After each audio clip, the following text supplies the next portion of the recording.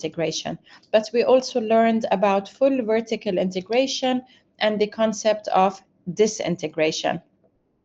Okay, towards the end of the session, we learned about the benefits as well as the risks of vertical integration, and then finally considered some alternatives to two alternatives to vertical integration, which are taper integration and strategic outsourcing. So before we move on to our next corporate level strategy, which is corporate diversification, do you have any questions on what was previously covered?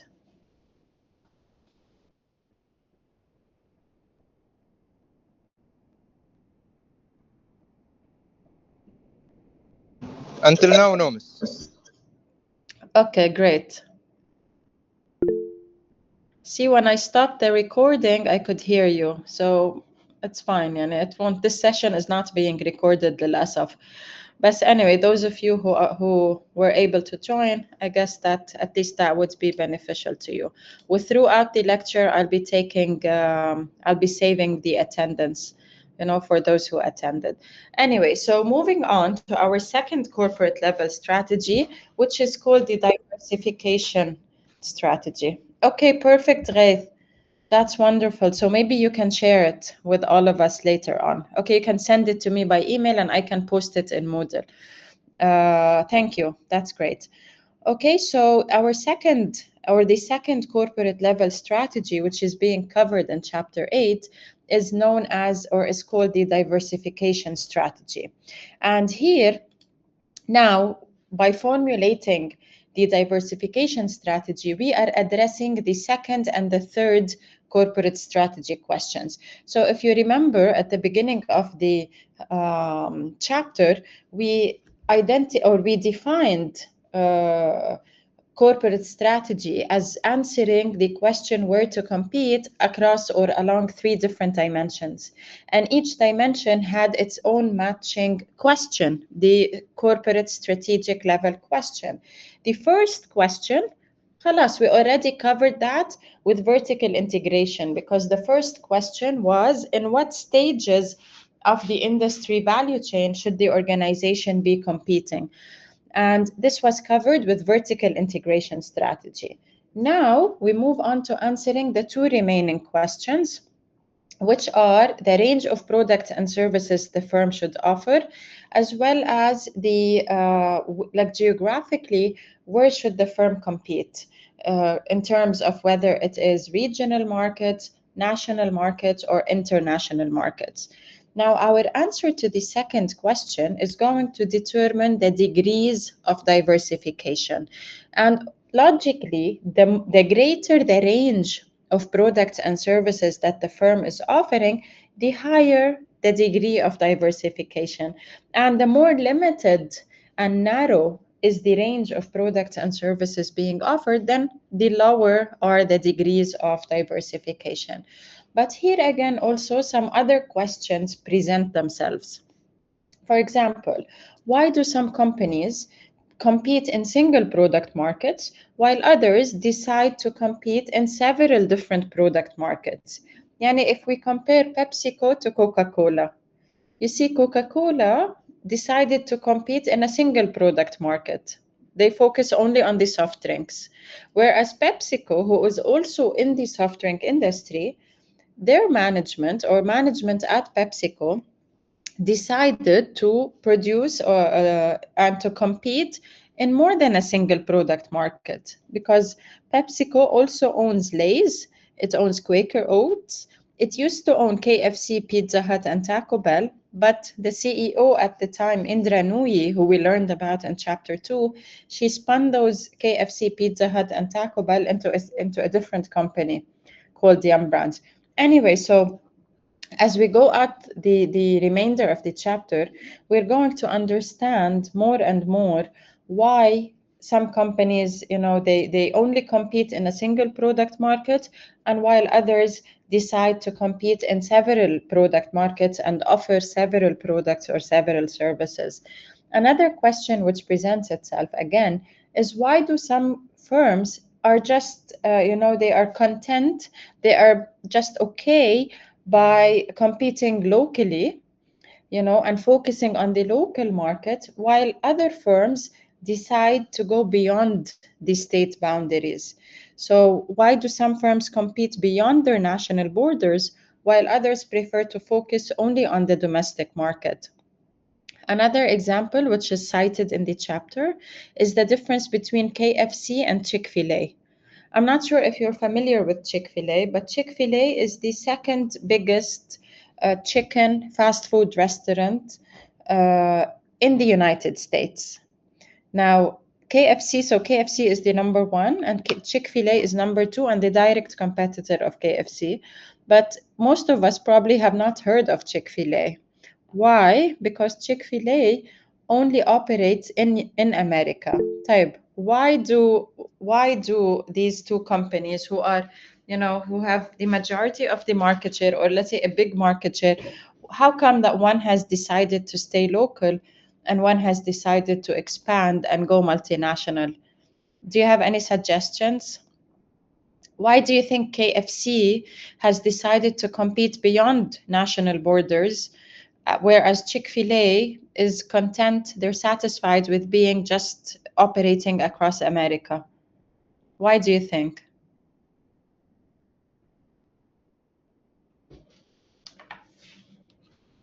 Maybe their Chick-fil-A is known for having great customer service and great food quality.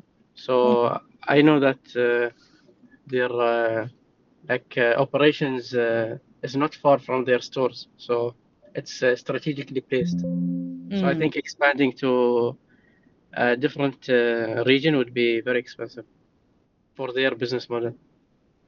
That's why they could franchise it. No, franchising comes with disadvantages like quality. It's hard to maintain and control. Yeah, of course, it's harder, but a properly managed franchise it can offer a very comparable and similar experience at that place. But Idris, actually, maybe their emphasis on their customer service, not compromising the experience of being at a Chick-fil-A outlet, could be a contributing factor. But a more, let's say, direct reason why is the legal structure of those two companies. When I say legal structure, يعني the type of the organization. So KFC is a public corporation. They have their shares on stock market. Chick-fil-A is still a private limited organization. So it's a privately held organization. So usually multi-corporations or corporations basically are under greater pressure to increase the value of their stock price and to grow faster, whereas a privately held business is not really. And this actually is one of the reasons why public companies are they are expected to achieve profitable growth as fast as possible. And this is not the case for the private companies that usually grow slower than the publicly held companies, because for the private companies, their growth is financed internally, through the retained earnings, through debt. It's not financed through equity. So actually, this is one of the common reasons why some firms compete beyond their national borders, while others just prefer to focus on their domestic market, which is the legal structure of the organization. If you have any questions or would like to add any comments, please feel free to type in the chat room or even to raise your hand, and we'll stop and discuss any points. Okay, so basically what we are going to proceed to do is to learn more about the corporate diversification strategy.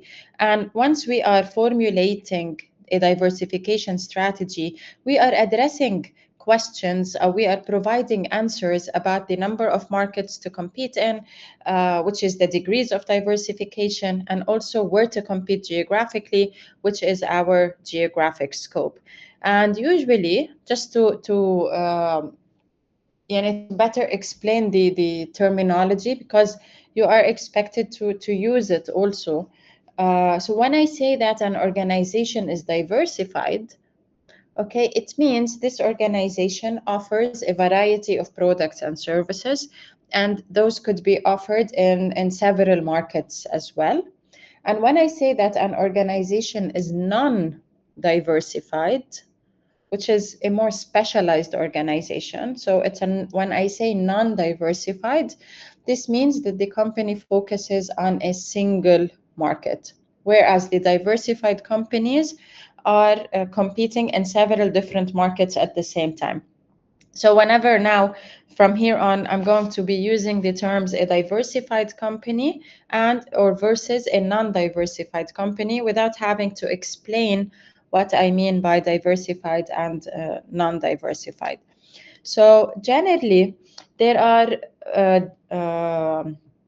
various diversification strategies, which we call the general diversification strategies. And those are the ways or the methods in which an organization can choose to diversify. So if the organization is active in several different product markets, so the organization is offering several products or services, then we say that this organization is pursuing a product diversification strategy. If the organization is active in several different countries, then the organization is following or pursuing a geographic diversification strategy. So in the second type of strategy, it's the same product, but this product is being offered in several different countries. That would be geographic diversification. Okay, if it's several products in the same country, that would be product diversification. However, if the organization is active in both offering a range of products and services in several countries, so in more than one country, then we say that the organization is pursuing or is following a product market diversification strategy. Okay, so those are the general diversification strategies, and this is one classification of the approaches as of how organizations are choosing to diversify. Now, another classification, which we are covering in our chapter, was proposed by a researcher called Richard Rumelt. So actually, this is for studying purposes. I'm just going to explain Rumelt's classification from Exhibit 8.7. So Richard Rumelt also, and he conducted some research and he proposed a framework on how to classify types of diversification. For him to be able to reach this classification, he used two dimensions. The first dimension was the percentage of revenue from the primary activity or from the dominant business or from the mother company. That was his first dimension. Okay, that was his first criterion to be able to classify upon. The second criterion was to what extent in this diversified company, to what extent are the distinct or the separate strategic business units sharing core competencies. So he used those two parameters or those two dimensions or those two variables, let's say, in order to make the classifications. First of all, addressing the first criterion or the first variable, which is how much money, how much revenue is coming from the primary activity of that diversified business. And turns out, if more than 95% of the money, more than 95% of the revenue is coming from the primary activity or from the dominant business or from the mother business, then actually this is a very low degree of diversification, and the type of diversification is considered a single business. The graphic representation in Exhibit 8.7 is very helpful. Okay, so if in a company which claims to be diversified, still more than 95% of their income or their revenue is coming from one source, which is the mother company or the dominant business, then actually the type of diversification it is still considered a single business, such as Coca-Cola, Google, and Facebook. So Google, for example, more than 95% of the revenues come from the online advertising, like through the sponsored ads. So if more than 95% of revenues come from the dominant or the primary business, then this is considered as a single business. Now, moving on.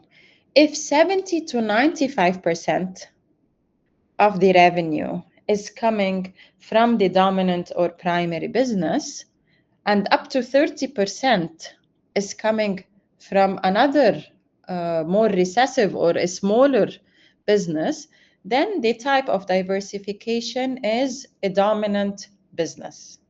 So for a dominant business, between 70 to 95% of the revenue is coming from the primary business or from the dominant business. And we see that happening here. We see that graphically represented. So we have a dominant business, which is A, which provides somewhere between 70 to 95% of the revenue. And then we have a kind of recessive business, which is SBU B, or the strategic business unit B, which can provide up to 30% of the revenue. And examples of this are Harley-Davidson, Nestle, and UPS.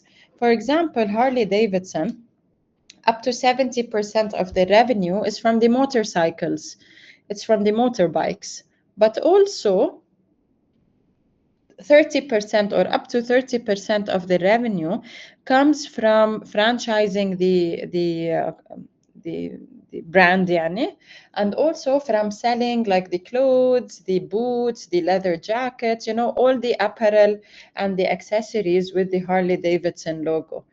Okay, so this would be an example of a dominant business. Is this clear so far?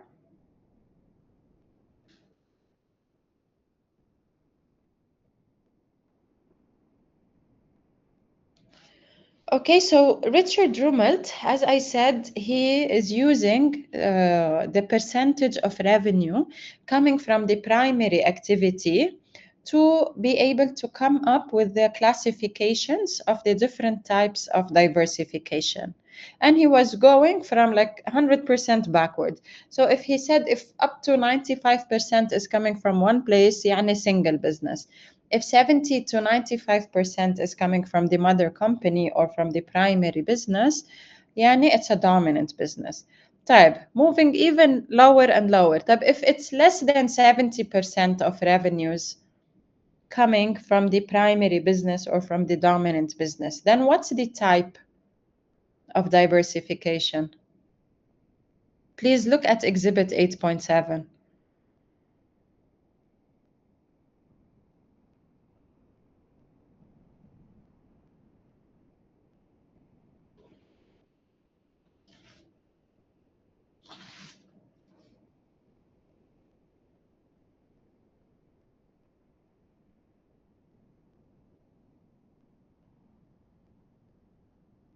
So what's the type of diversification when less than 70% is coming from the primary activity?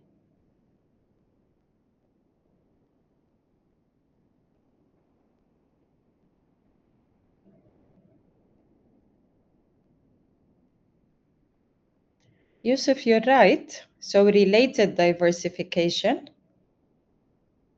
Rawia, you're right too. Related. Type, how about unrelated?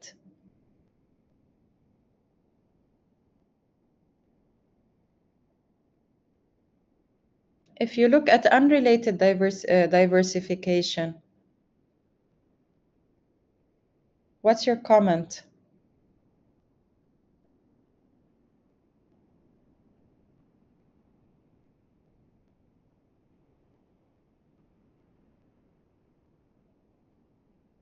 What do you mean it's for secondary, Ghaith?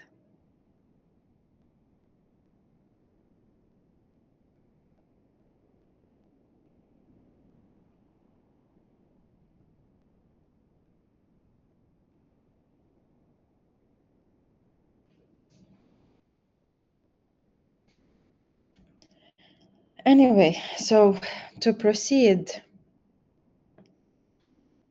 actually, if less than 70% of revenue is coming from one source, then this truly means that there is diversification.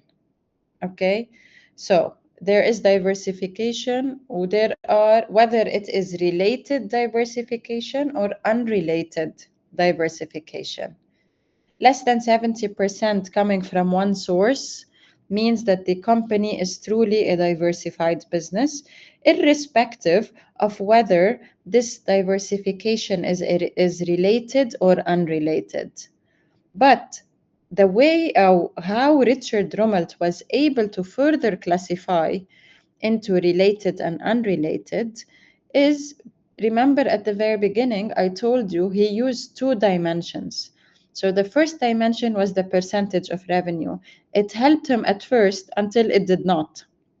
So using the percentage of revenue from the primary activity helped him to identify single business and dominant business. But then it stopped helping him because regardless if it's related or unrelated, the percentage of revenue is less than 70. So what he did is he looked at the second dimension, which is the extent to which the different divisions or the different strategic business units are sharing core competencies.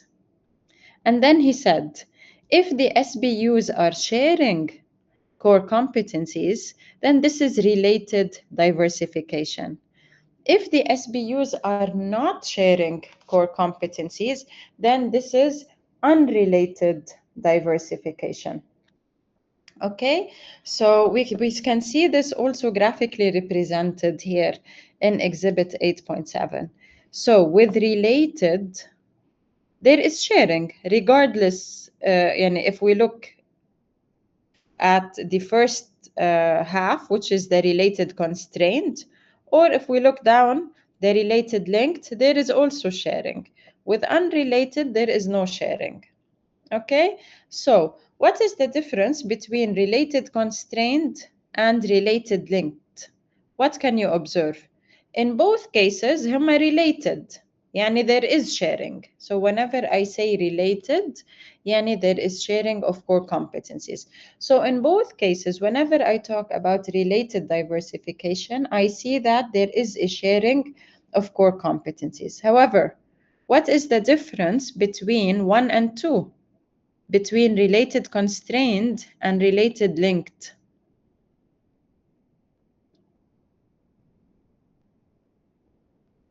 In related constraint, they all share the competencies, but in related link, only some of them. Very good, Yusuf. That's exactly what it is. Okay, so with related diversification, يعني there is a sharing of core competencies, whether it is in products and services and technology and distribution, etc., among the different strategic business units or the different divisions. However, if all businesses are sharing with each other, يعني A is sharing with B and C, B is sharing with A and C, C is sharing with A and B, يعني everyone is sharing with everyone, هيدا اسمه related constraint. If only some businesses are sharing, like for example, A shares with B but not with C, right? B shares with both, but also C shares only with B. So if only some businesses are sharing competencies, then this would be considered as related linked. And that's the difference. So طبعا, if there is no sharing of core competencies, this is unrelated diversification, which is what makes up a conglomerate. So remember from the beginning of the chapter, the firm that follows an unrelated diversification strategy, whereby less than 70% of revenues are coming from a single business, this is known as a conglomerate organization. Keep in mind, or as a side note, the chapter also mentions that related constrained, so the first type of related diversification, is also known as related limited. Why is it constrained and why is it limited? يعني the reason they chose constrained and limited, for sure it must indicate something. And it does, yes.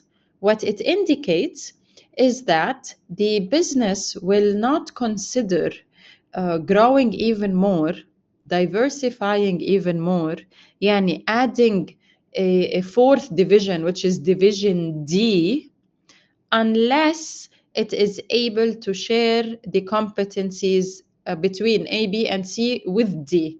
So this is why the options are limited and the choice is constrained. This is when it comes to related constraint. بينما with related linked, any new addition, if they want to add division D, as long as it shares with some of the existing SBUs, then this is perfectly fine. They could still add it, they could still open up the division and diversify even further. So is the classification here clear?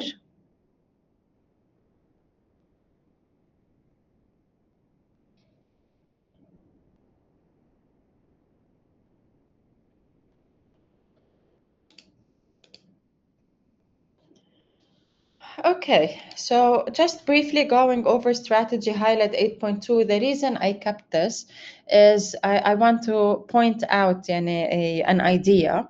So this strategy highlight is about the Tata Group. Not sure if you're familiar with the Tata Group. It's an Indian founded group. And Tata Group is a highly diversified conglomerate. It operates in the tea industry, hospitality, steel, IT, power, cars, and it also, it owns Tata Motors, which owns Jaguar and Land Rover, etc. The reason I mentioned this is because in the strategy highlight, it could be inferred or concluded that actually companies such as the Tata Group, who use an unrelated diversification strategy, actually this strategy is specifically advantageous and is specifically beneficial, and it specifically, or it more likely works in developing or in emerging economies.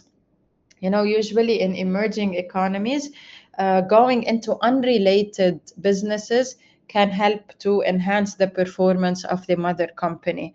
And this was not fully observed in more developed economies or in more developed countries. Okay, that being said, now we move to another framework. Please, if you have any questions, you should raise your hand or type something in the chat room. Okay, so we move on to another framework, and this framework was given or was presented to us again by two different researchers. Their name were Hamel and Prahalad. So what Hamel and Prahalad contributed is that they provided managers with a framework that gives them guidance on how to diversify using their core competencies. So we have learned previously that core competencies, I re-included the definition here once again for you, but I truly hope that by now you all understand what is meant by a core competency. This unique talent or skill which is embedded deep within the firm, the talent, the true talent of the firm. Anyway, so what Prahalad and Hamel said is that just like a business can use its or should use its core competency to build a competitive advantage, why not also use those core competencies to grow and to diversify? And they presented the options for managers in a framework, in a 2x2 matrix, which they called the core competence market matrix. So what did Mr. Hamel or Mr. Prahalad advise the managers? So they told them, you can use your core competencies not only to gain a superior performance or competitive advantage in the locally, in the market where you are in, but also you can use it for diversification and for growth. So they mapped out they used two variables, which are طبعا the core competence as well as the market, and then they assigned the attributes of being existing or new. So what they advised is that managers should use and leverage, they should take maximum advantage of their existing core competencies to continue to improve their current market position. Okay, and we did actually, and this is basically the orange square over here, the orange quadrant is building your competitive advantage, basing your competitive advantage on your core competencies, just to sustain your superior performance. Okay. And also, they advise that if you want to enter new markets, then you need to redeploy and recombine and reconfigure your core competencies. And doing this will allow you to enter and to compete in future markets. So when you redeploy, you put your core competency to a different use. Okay, so this strength, you use it elsewhere. And this is how managers can use their existing core competencies to enter into new markets. Now, if they also advise, and the point here in the blue quadrant has been already covered throughout this concept, this idea has already been covered throughout the semester when we learned about core competencies, and when we learned that these core competencies are an ongoing and exercise, taking care of these core competencies is something that the business has to do over time. Just like Bolt or any athlete needs to train so that they continue to gain championships and win championships, organizations need to also build new core competencies in their existing markets to protect their position and to also extend their position if they want to enhance or increase their market share.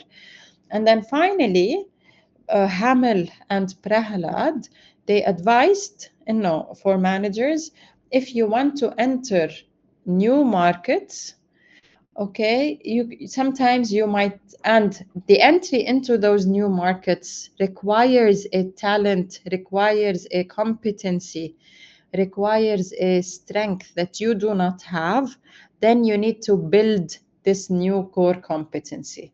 So sometimes also to diversify, managers need to build new core competencies so that they are able to enter and to compete in new markets.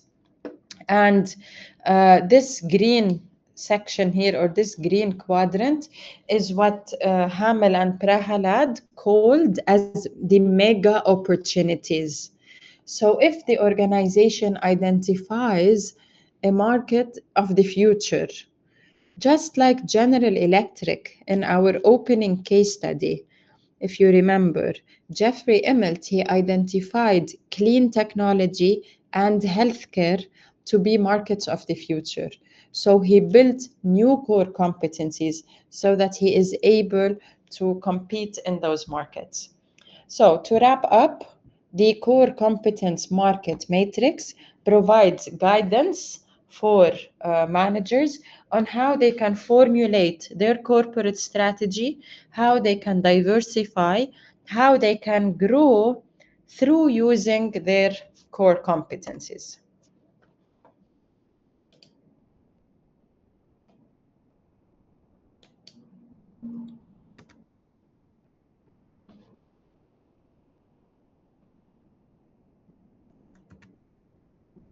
Okay, good. Is this clear? Any questions?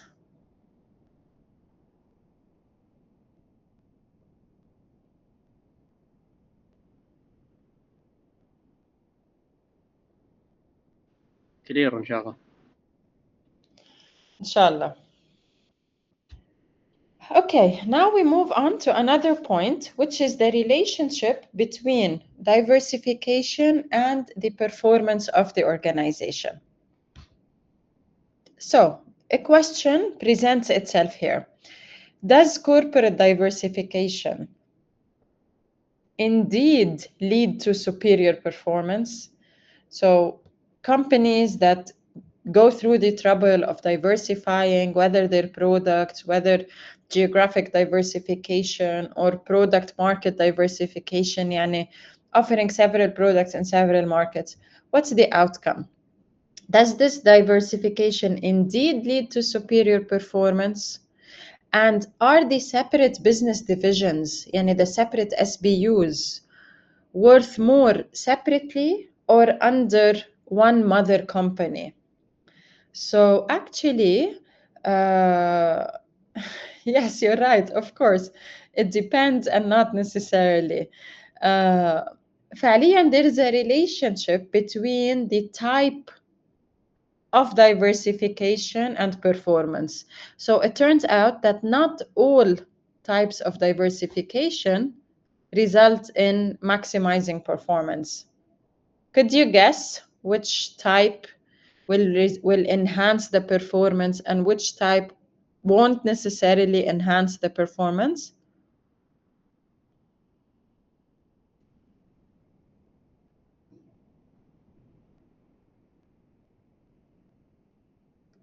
Yes, very good, Yusuf. So actually, research has shown an inverted U-shaped relationship between performance and the level of diversification. So this curve is performance, and it has an مثل U معكوس يعني. So it has an inverted U shape. And down here is the level of diversification through the types of diversification, which we just learned about. So as you can see, with single business, طبعا, the performance is low. With dominant business, it's a little bit higher. It's the highest with related diversification, and with unrelated diversification, it also tends to be low. So what do I conclude here? Very high levels of diversification do not necessarily result in enhanced performance. And this is for several reasons. And there are several reasons why related diversification, this is the one which maximizes the performance. إن كان related constrained أو related linked. بس أنتوا برأيكم why? Why do you think it is the related diversification that enhances performance more than anything else? What's happening with related diversification? Maybe less costly, like the R&D. How is it less costly? Sorry, like they won't have to spend a lot of money to develop that related product. So what is this called, Idris? Less money يعني economies, صح? But what is this? Economies of scale? Not of scale, of scope. Scope, okay. When you talk about R&D and using R&D, research and development for all the divisions, then this is economies of scope. Remember, related diversification, يعني they are sharing their core competencies. يعني the strength of one division is not only restricted to that division, it is shared by all divisions. And so is the strength of division B, and so is the strength of division C. So if they were 3 divisions, then imagine the synergy which is created by combining all those core competencies, all those strengths. So there is sharing of core competencies with related diversification, regardless is a related constraint or related link. And the sharing of those core competencies is going to result in economies of scope, and of course in economies of scale, because there's a common operation, there's a common scale. They're not completely independent subsidiaries, right? So economies of scale, economies of scope. Therefore, related diversification creates more value than unrelated diversification. هلا both types of diversification are going to enjoy some financial economies, and I'm going to explain that in a few minutes. But another reason is actually what happens to the stock price. Okay, so with related diversification, the stock price of the company experiences what is known as a diversification premium. So actually you can go ahead and match this. So diversification premium, the lower box, this is what happens with related diversification. And diversification discount, this is what happens with unrelated diversification. And what we are referring to is the stock price. Okay, so with diversification premium, the stock price of the mother company of the conglomerate is valued at higher than the sum of the divisions separately. بينما diversification discount, لا, if I take the divisions separately and add their stock prices, it will be worth more than the stock price of the headquarters. Let me give you this in a very simple example so you understand what I'm talking about. So let's say that I have 3 divisions, okay, and the value of their stock prices, to keep again things extremely simple. So the value of stock prices, I'm just typing this in, respectively is 1, 2, 3. Okay, so what's the value of the mother company? What's the sum of those stock prices? It's 6, right? If when I take them separately and I add them, type if the mother company's stock price is 7, so it's worth more as a conglomerate, it's worth more as a mother company than the individual sum of its parts, then this is what we call a diversification premium.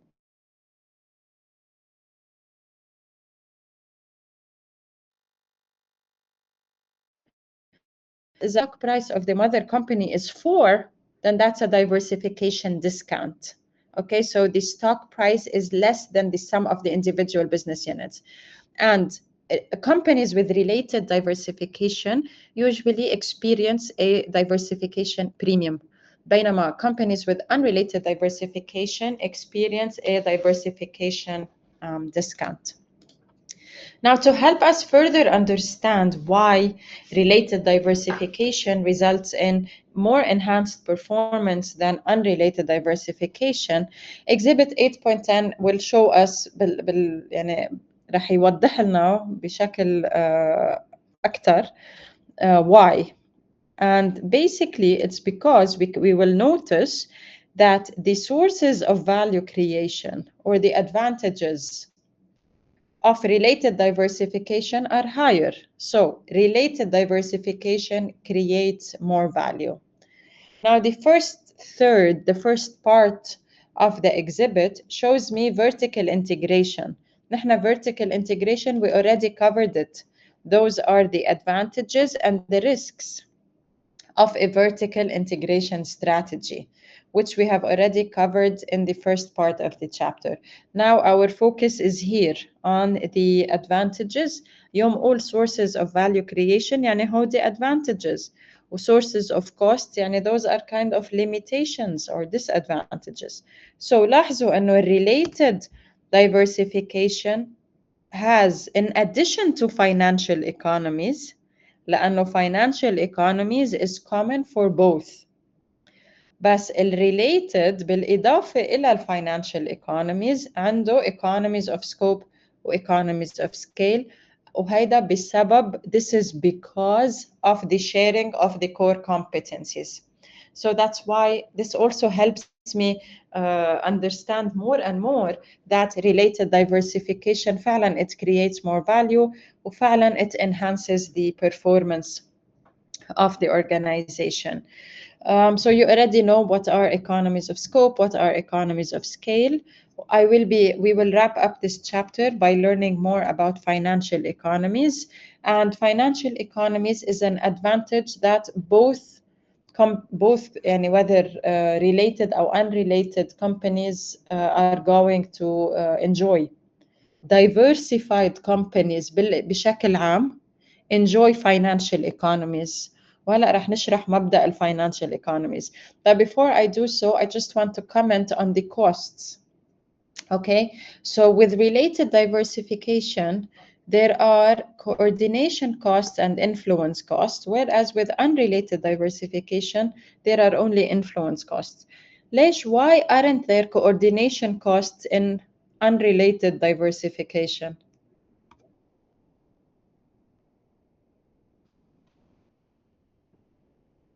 Say again.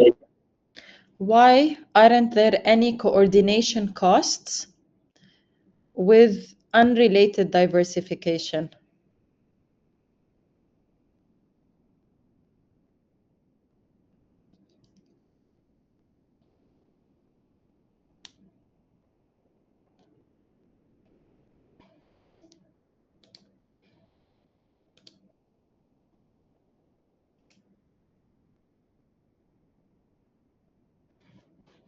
Why do you think?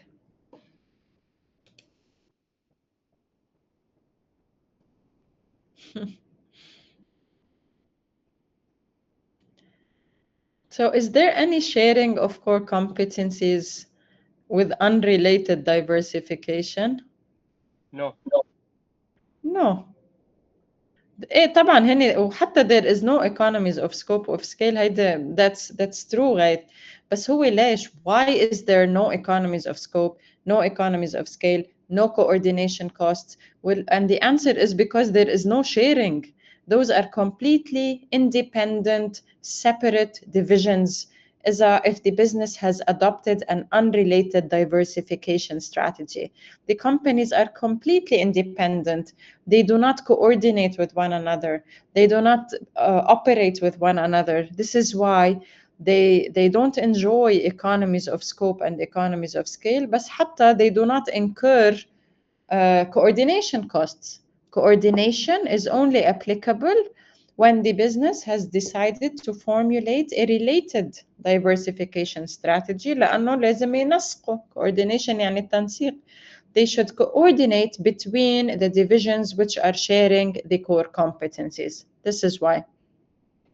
But moving on to the influence costs, we notice that both have influence costs. And influence costs refer to the costs that result when managers, when the GM of every division, when managers are spending time and effort in order to influence the decision makers or their superiors or maybe even the board of directors in favor of their own subunits, in favor of their own divisions. This is what we mean by influence costs. Why do they try to influence them? What does the GM of each SBU want?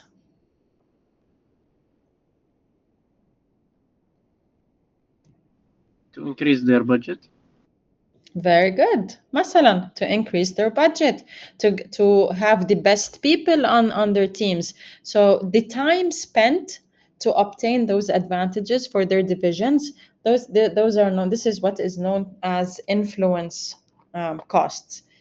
And then we move on to explaining what are financial economies, which is an advantage that is enjoyed by both whether the business, by both types of strategies, whether the business has decided to go for related or unrelated diversification. لاحظوا إنه بالrelated advantages, economies of scale, economies of scope, in addition to financial economies. With unrelated diversification, the only source of value creation or the only source of advantage is through the financial economies. Now, what do you think financial economies refers to? Just trying to guess. شو المقصود financial economies?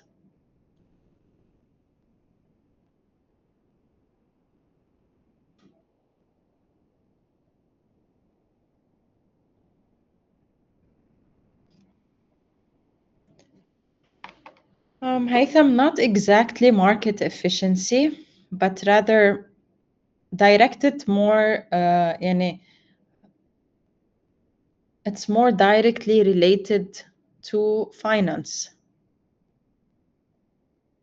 So what do you think financial economy? أصلا the word economy is here بأي يعني سياق يعني بأي what does it mean? Usually when we're saying economies of scale, economies of scope, what do we mean by the word economy?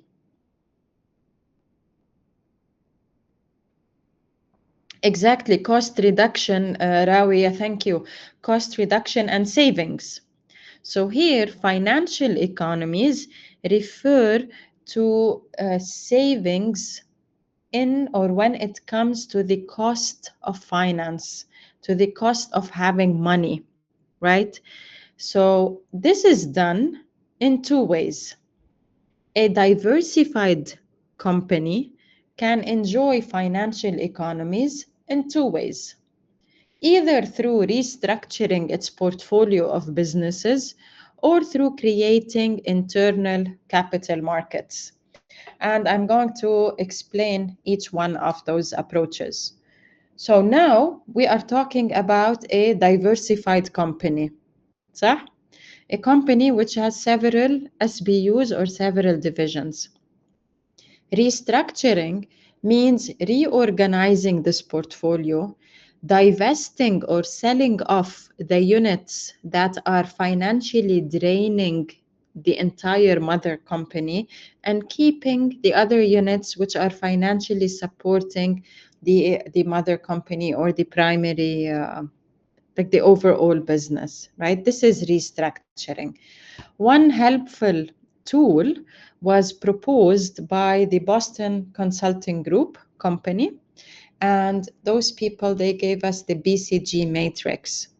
So using this framework, managers, by asking themselves questions about the market share of that division, the market share of that SBU, as well as whether that SBU is operating in a slowly growing market or in a fastly growing market or high growing market, they are able to map out this business division or this SBU on the BCG matrix.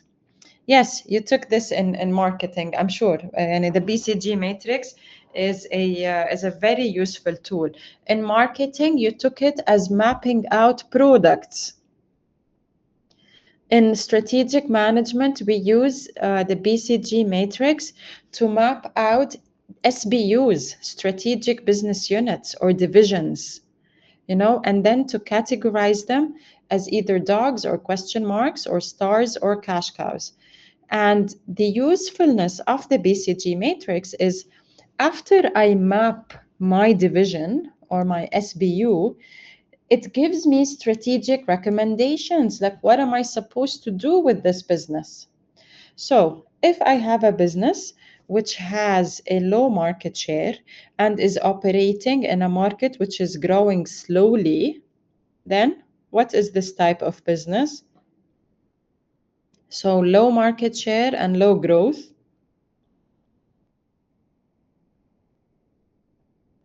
Yes, exactly. It's a dog. So this division, okay, in my company, which turned out to be a dog, has low and unstable earnings, so its cash flow is neutral or negative. So what should I do with this division? What is the strategy? What should I do with it? Should I keep it? Well, if I keep it, it will drain the entire mother company. Yes, you're right, Haytham. So the strategic recommendation is to harvest in the short run and then to divest it. So remember when we were talking about, when we learned about the product life cycle and specifically the decline stage, we learned about harvesting strategy. The concept of harvest is short term, right? So in the short term, I try to extract as much as I can from this company before it dies out through controlling my costs and maintaining my sales. This is harvesting. So if in my mapping, I find out that one of my SBUs, one of my strategic business units is a dog, then I shouldn't keep it for long. I should harvest this business and then divest it. Now, if I find out that my business has high market share in a slowly growing market, so with low growth, then this company, this SBU is a cow. Cows have high and stable earnings and high and stable cash flows. So I should hold on to a cash cow because this cash cow will be able to financially support other divisions. And this is how financial economies are also obtained. Okay, so I hold on to a cash cow SBU or to a cash cow division by investing through it. Now, if it turns out that my division has a high market share in a highly growing market, then this division is a star and I should hold on to the star or invest in it for future growth. This is because the earnings are high and stable or even growing. Now, the cash flow for stars is neutral. Some students found that confusing, but the earnings are high, but the cash flow is neutral. This is because there is a lot of money usually is paid in order to maintain the high market share of a star. مثلا, they pay a lot on advertising, on promotion, so the cash flow is not positive, but overall the earnings are high and stable. So a business should hold on to the star.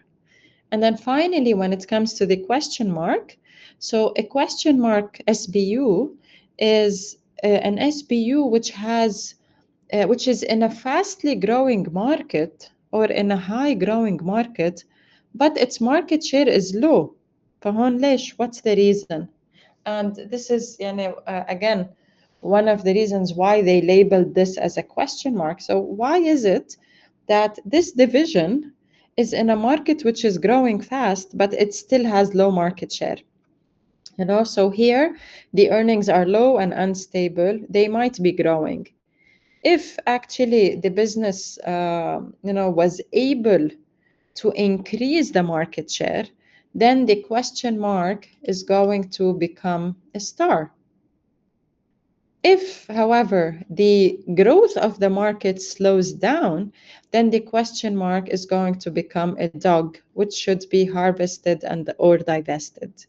So for a question mark, I can invest to increase market share so that I turn it into a star, or if there are indicators and when the market is slowing down, this question mark is going to turn into a dog, and then I need to harvest it or divest it. So the whole point, let's refocus the discussion. Diversified companies, this is applicable to them. A company with one division ما قادرة to do it cannot do this exercise to map out its SBUs or identify them إنه مين dog ومين cash cow ومين question mark ومين star, right? Only a diversified company can do that, and it should do that. It should map out its portfolio through a framework such as the BCG matrix so that it makes the right strategic decisions regarding the different units. So it should hold on to a cash cow. It should hold on to a star. However, it should divest. It should sell off an SBU, which is a dog. لأنه this dog is going to make the entire company in trouble. And by doing this, the business is able to actually gain financial economies. Another way how businesses are able to gain financial economies, I'm just gonna skip this slide but tell you what's in it, because I want you listening to me and not reading that slide. I know there's a lot of text on the previous slide, but that's for studying purposes. The second way how organizations can benefit from financial economies is the diversified company create its own internal capital market. So a capital market is a money market, right? Instead of borrowing from the bank or selling its shares and losing equity, the business can create its own internal money market it can finance itself by itself. How? It can take, for example, from the cash cows money to finance the stars. Okay, exactly. So it's through those different SBUs, it can take money from the cash cows, those that have positive earnings and positive cash flows, to support and lend the other divisions.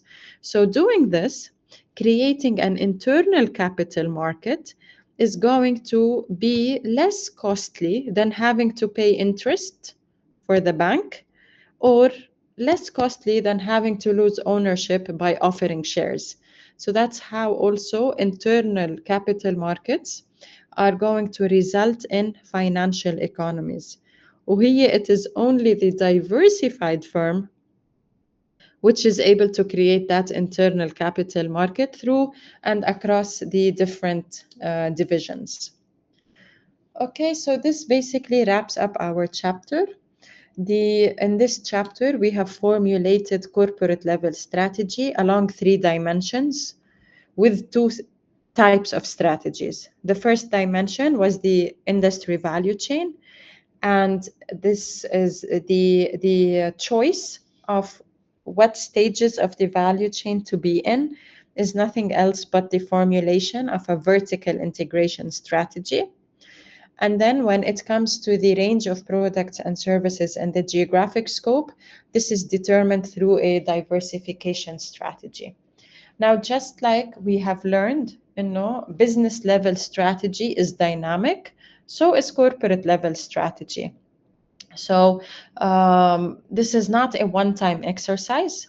Well, actually, we saw that happening in our opening case study. جيفري إيملت with General Electric، هو يوم استلم كانت General Electric عنده 5 divisions. So he reshuffled the portfolio, he shut down some divisions, he opened new divisions. So basically, corporate strategy has to be dynamic over time.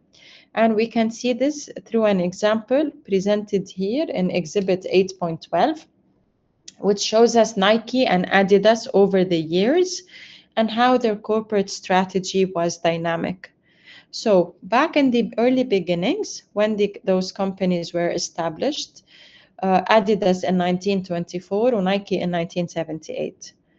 So Nike, what strategy did it adopt? Was Nike vertically integrated? Was it diversified? How about Adidas?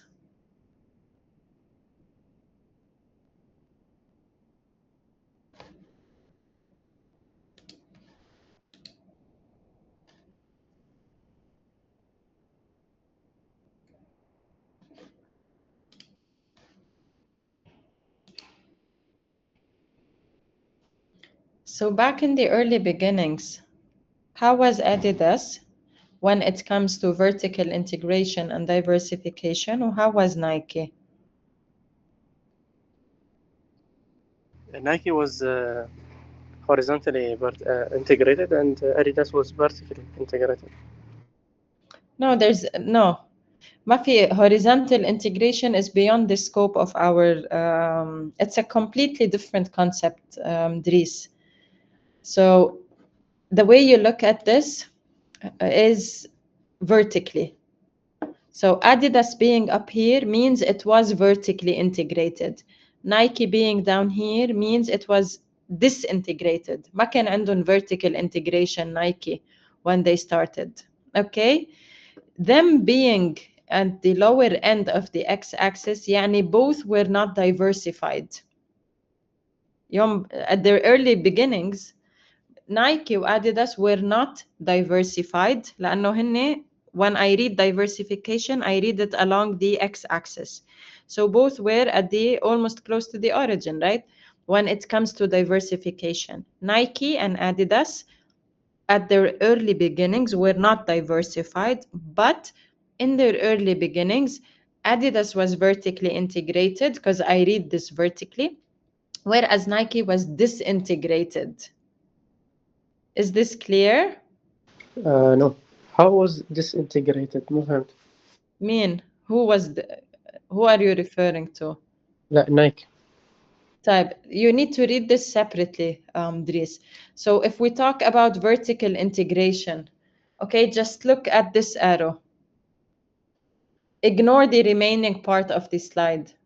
Just focus at these two circles and read them along this vertical chain. So if Adidas is up here, what does this mean? Was it integrated or not, yani? Yes. Okay, if Nike is all the way down here, was it integrated or not? No. Exactly. طيب, now we need to switch our vision, يعني, our view to the diversification, right? In the beginning, Nike and Adidas, were they diversified? No. Both were at the lower end of the diversification arrow. So in the early beginnings, Adidas was vertically integrated, Nike was not. Both were not diversified. Move forward 38 years to at least around 38 years or more to 2016. Okay, what happened here? There's a change. Yes. Yeah, when it comes to Adidas, what happened أول شيء when it comes to the integration? Yeah, it went down. Exactly. So it disintegrated. يعني it stopped being in so many levels, right? They focused maybe on the design, on the marketing, the manufacturing, which they used to do in the beginning. Now they gave it مثلا to the Chinese, right? This is what happened with Adidas. They disintegrated. Nike continued to be disintegrated. However, both organizations diversified over time. In Ken Adidas or Nike, they have adopted also diversification strategies by introducing, different products and being in different countries, etc. So the whole point here, the takeaway lesson basically, is that corporate strategy is and should be dynamic. Okay, so this wraps up our chapter. Do you have any questions?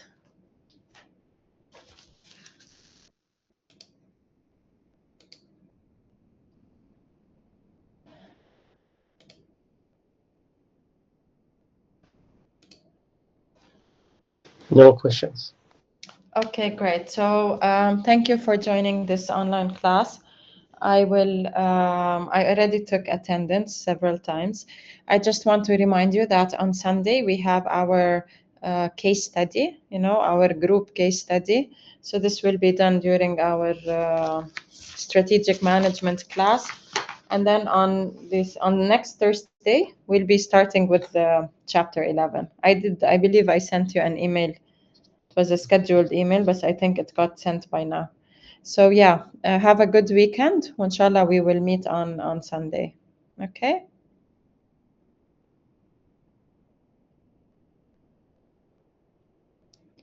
Faith, I don't want to interrupt the. If I start chapter 11 on Sunday, right, and then interrupt it and continue with the next Sunday, it's too far from each other, the days. But then a case study is an open book, so you have the book with you, and it's based on the case, وهي أصلا على chapters يعني على البزنس level strategy والcorporate level strategy. So it only makes sense to do it right after we're done with those chapters. Make it on Thursday, miss, if you can, because we have a lot of presentations and exams. طيب عندي سؤال. Okay, convince me, right? شو راح تفرق if I made it on Thursday? What difference would it make? Are you gonna study for this case study, يعني? This is my question. Yes, miss, why not? قصي, what are you gonna study? بس خبرني. From the slides, miss. ما أنت معك إياهم بالصف بيكون بالسلايدز. Because we don't have time, miss. We have a lot of case studies and exams on Sunday and Monday. بس I mean يعني ما أنا أعطوني صراحة. I don't mind putting it on Thursday بس لازم تقنعوني إنه أنتوا شو رح تسووا إذا ما الكيس ستادي يعني it's a random case study, right? The books are with you, the slides are with you. I'm not convinced that you're gonna sit and read the slides صراحة. I don't think that this is gonna happen. Doctor, but it's not useful when we have the slide and we do not know the context of the slides. We know we must prepare for it to know the context of every chapter. طيب يلا, today is Thursday. هيديك it's on Sunday. You have 2 days. Not You enough. can make it no problem. شوفوا أنا يعني ما we didn't get to نحن بأي أسبوع صرنا week 11. week 11 yeah 11 next week 11. لا week 12. 12 next week 12 I didn't get to week 12 وهلا يعني ما رح غير وبدل. So I've been very flexible since the beginning and inshallah I will continue to be flexible. So it seems that يعني all of you are asking for, at least all of you who are here, and Rawan doesn't really submit requests, so the fact that she asked me, I'm gonna accept. Okay, so it's better to keep it on Thursday. خلاص fine, we'll do it on Thursday. لنشوف يعني الإبداع اللي رح يجي من ورا تأجيلها until Thursday. We'll see about that. Thank you, miss. Thank you. Thank you, Doctor. I wish you all the best. Have a good weekend.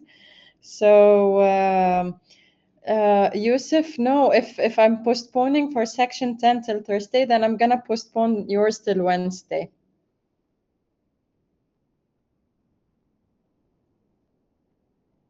Okay, so yeah, I can resend emails to everyone, or when I see you on Sunday, I'll just tell you on Monday. طيب everyone, يلا, already I kept يعني we've been in this call too long. I wish you a good weekend. Take care. Inshallah we will meet on next week.